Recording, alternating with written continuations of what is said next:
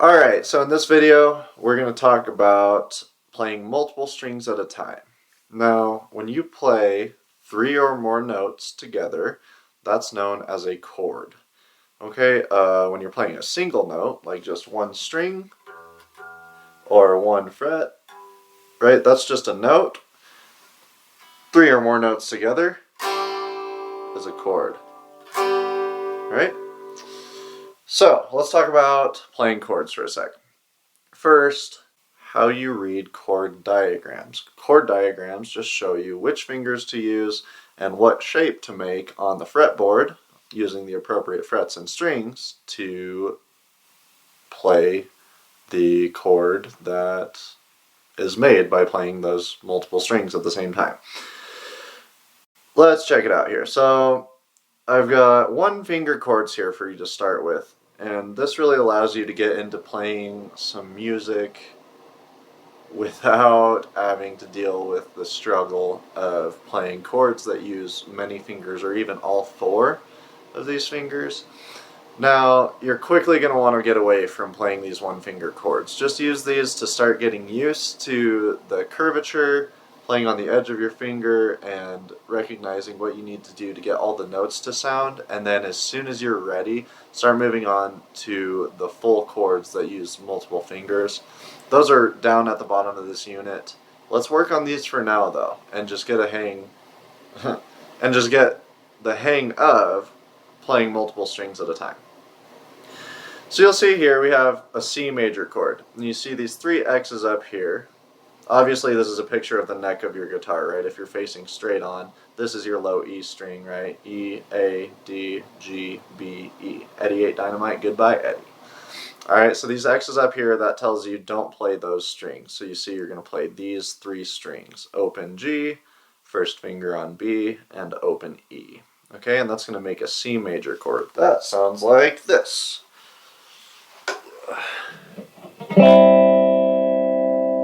There you go. Alright, there's a C major chord. Now here's a G7 chord. Again, you're just going to use the last 3 strings for these one finger chords. And you got open G, open B, and first finger on the E string. Makes that really crunchy sounding chord, but it sounds so nice when you play that. And then go back to the C major chord. My guitar is a little bit out of tune. Sorry about that. Alright, now we have down here G major. It's a lot like G7, but instead of the 1st fret, you're going to play on the 3rd fret. And it's the same 3 strings. And it sounds just like that. Okay, so that's how you read these chord diagrams. It tells you what finger to use and which strings to play. So, let's go on from here and talk about some common mistakes that I find. Let me stop sharing here. Some common mistakes when you first start playing chords is that you're using the pad of your finger instead of the very edge. And what that does is it mutes the string next to the one that you're pressing down on, and you don't get the full sound of the chord. If you bring that up onto the edge of your finger, leave that space in there like we talked about, and make sure there's no skin touching any of the other strings other than the one that you're pressing the fret down on, right?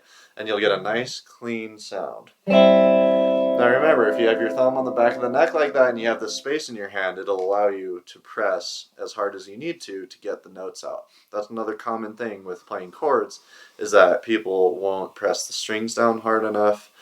I would say even more common though is using too flat of fingers and muting the other strings with your finger. Other than that, these one finger chords should be alright. I would say for the most part, when you're playing chords, try to be as on the edge of your fingers as you can. Now this chord isn't one that we're working on right now. It'll be at the end of this unit, but this is a G chord. I just want to show you. I have this space in my hand here, but if you can get a really nice view, these 2 fingers, these ones are right on the edge, right? But these 2, they're so far on the edge, like up near my fingernail, that they're actually instead of like this, they're tucked like way back. You can't even see my fingernails from this angle because they're so tucked in on the edge there. So that when I say on the edge of your fingers, I really mean on the very tip of your fingers, right up near your fingernail, and have those really nice, strong bridges when you're playing chords. Okay, let's move on now to this C and G strumming exercise. Now, I didn't include the G7 chord in here, but you really could substitute that in for G anytime you wanted to. I'll do a little bit of G and a little bit of G7. Like I said, we're going to be getting away from these one finger chords pretty quick, so don't stress out about really learning it, although it shouldn't be too hard. It's one finger, first fret and third fret. So let's check out this strumming exercise. Okay, so here we have a C and G strumming exercise. Now we just talked about rhythm, right? These are half notes, they get 2 counts, these are quarter notes, and we're in 4/4 time, or common time. That means there's 4 quarter notes per measure. Alright, so when you play this, count yourself off, go 1, 2, ready, go. You got 1, 2, 3, 4, 1, 2, 3, 4. Now I'm going to stop there for a second and talk about a little bit of what I just did. First of all, I'm still counting aloud and playing. I can't stress how good that is for your rhythmic literacy. So, now let's talk about this D, D, D, U, D, U. That means down, down, down, up, right? Even when you strum chords, you don't just want to strum down. You want to get used to plucking multiple strings going up and multiple strings going down. So again, those first 2 measures, 1, 2, 3, 4, down, up, down, up. Now you're going to find that it's pretty difficult to only hit 3 strings when you're first starting out. And that's kind of one of the reasons that I start with 3-string chords, because there's a lot of chords that you play that only use 4 strings, there's some chords that use 5 strings, and some, many use all 6 as well. But you want to be able to have the coordination in your right hand to just pick a couple strings, 1 string, 3 strings, any combination of strings. So my advice for if you're struggling with that is slow it down. Take your time, like play it ridiculously slow, and like I said, speed comes from accuracy, so it's only going to make you faster in the end. And really focus on making sure you're only hitting those 3 strings. Now you play this a whole bunch, a couple times a day, you play through this exercise, in no time you'll have no problem playing chords, both picking down and up. Alright, so I'm going to go ahead and just play through this exercise. And I'll also do a play along for this one, so you guys can play along with me without having to watch this video all over again. But yeah, since I am doing the play along, I'm going to kind of cut down to this 3rd line here because it has some rests where we're going to use the edge of our palm to mute the strings once again. Now you'll notice with this 4th line here, it didn't do the rhythmic notation. That's what a regular quarter note looks like. This is called rhythmic notation up here, and this is just standard notation. I'm not exactly sure what happened there, but it all reads just the same. Just play the chords written above and not the note that's actually in there.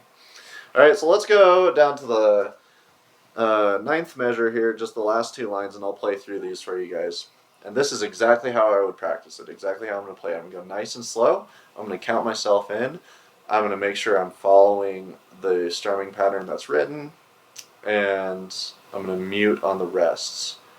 I don't think there's anything else that we really need to talk about there.